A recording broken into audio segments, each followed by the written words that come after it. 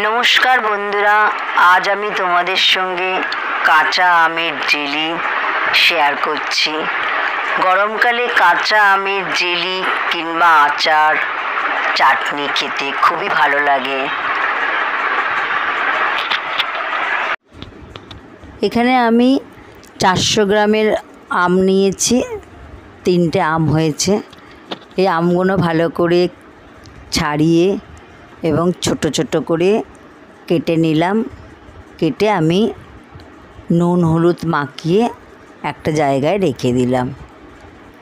Jelly, আচার বা চাটনি বানাতে গেলে আগেই তার মশলাটা তৈরি করার দরকার। মশলা হচ্ছে ভীষণ ইম্পর্ট্যান্ট। এখানে আমি তাওয়ার মধ্যে শুকনো লঙ্কা, মৌরি 1 চামচ, 1 চামচ জিরে, 8 চামচ সর্ষে এবং 1 চামচ 5 ফোড়ন নিয়ে ভালো করে নাড়াচাড়া করে ভেজে নিলাম। মশলাটা ভাজতে ভাজতে একটা সুন্দর গন্ধ বেরাচ্ছে। নাড়াচাড়া করতে করতে ভাজাটা যেন ঠিকঠাক মতো হয়, বেশি পুড়ে গেলেও হবে না, আবার কম ভাজা হলেও চলবে না।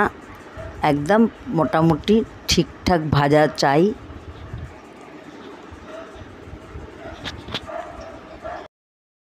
আমার মশলা ভাজা হয়ে গেছে। এই মশলাগুলো আমি একটা মিক্সারের মধ্যে নিয়ে ভালো করে পেস্ট করে নিলাম।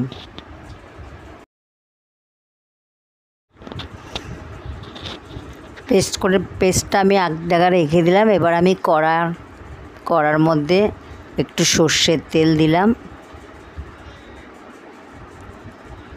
এবং সর্ষের তেলটা গরম হয়ে গেলে আমি কেটে রাখা কাঁচা আমগুলো দিয়ে দিলাম এবং তার সঙ্গে একটা তেজপাতা ফোড়ন দিয়ে দিলাম।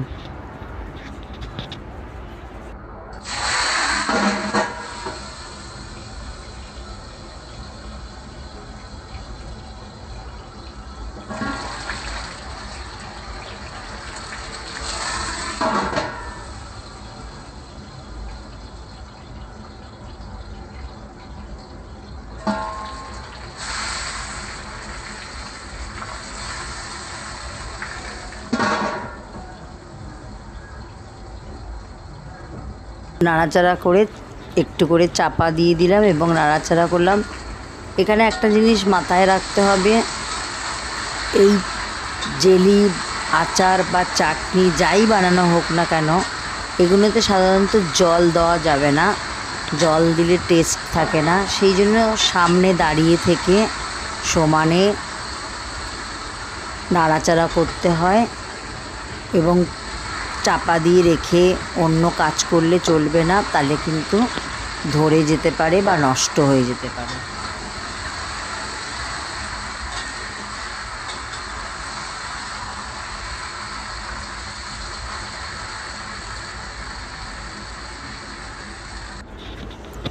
এরপর আমি এখানে গুড় দিয়ে দিলাম। তোমরা মনে করলে চিনিও দিয়ে দিতে পারো, তবে পরিমাপটা একটু সবারই জানা দরকার। যা আম হবে, যেমন আমার 400 গ্রাম আম ছিল, সেই জন্য আমি 200 গ্রামের মতো গুড় দিয়ে দিয়েছি। তোমরা মনে করলে চিনিও দিয়ে দিতে পারো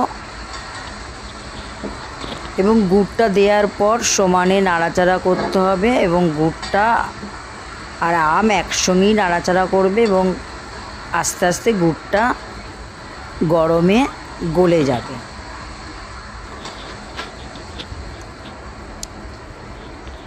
এরপর আমি বাকি মশলাগুলো একে একে দিয়ে দেবো।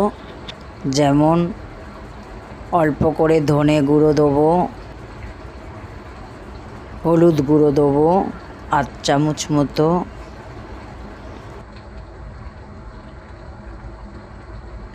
আট চামচ গোলমরিচের গুঁড়ো দেবো,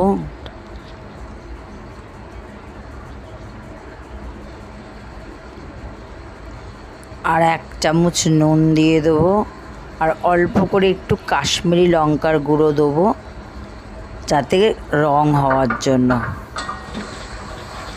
সব মশলাগুলো একসঙ্গে দিয়ে দেওয়ার পর আবার কড়াই আমি নাড়াচাড়া করব নাড়াচাড়া করতে করতে মশলা এবং আম একসঙ্গে মিশে যাবে। এখানে একটা কথা বলে রাখি, আমি যে মশলার পরিমাপগুলো নিয়েছি, ভাজা মশলা প্রত্যেকটা 8 চামচ করে নিলেই হবে। আমি 1 চামচ নিয়েছি, কারণ আমি মশলাটা কিছুটা বানিয়ে রেখে দেওয়ার জন্য। তোমরা এই পরিমাপে যদি বানাও তাহলে 8 চামচ করে মশলা 8 চামচ করে নিলেই হবে। এরপর আমি ভাজা মশলা আছে, ভাজা মশলা যেটা গুঁড়ো করা হয়েছে, সেই ভাজা মশলা 2 টেবিল চামচ দিয়ে দেবো।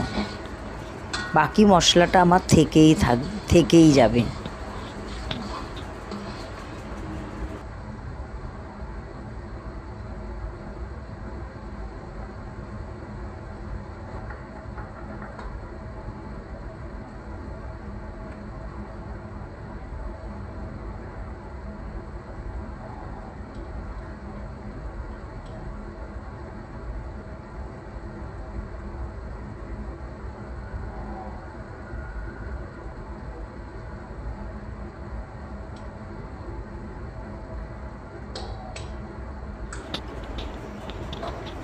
ভাজা মশলা দেওয়ার পর আবার নাড়াচাড়া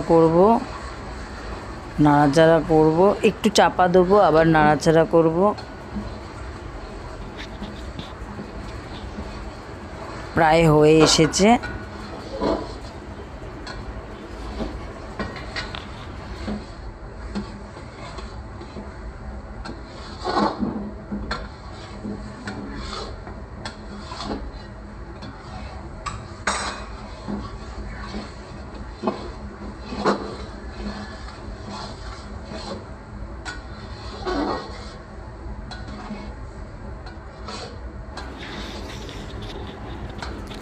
প্রায় হয়ে এসেছে।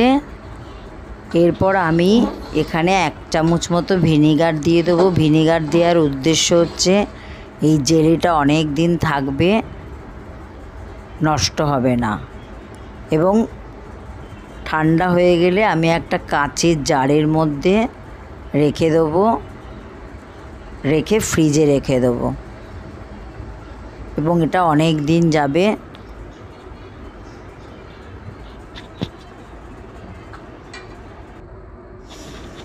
জেলি হয়ে এসেছে। এরপর আমি গ্যাস অফ করে দেবো। গ্যাস অফ করে ঠান্ডা হলে একটা পাত্রে ঢেলে রাখলাম, এবং এই পাত্র থেকেই আমি একটা কাচের জারে রেখে দেবো। বন্ধুরা, আমার এই রেসিপিটা ভালো লাগলে অবশ্যই লাইক করবেন এবং কমেন্ট করবেন।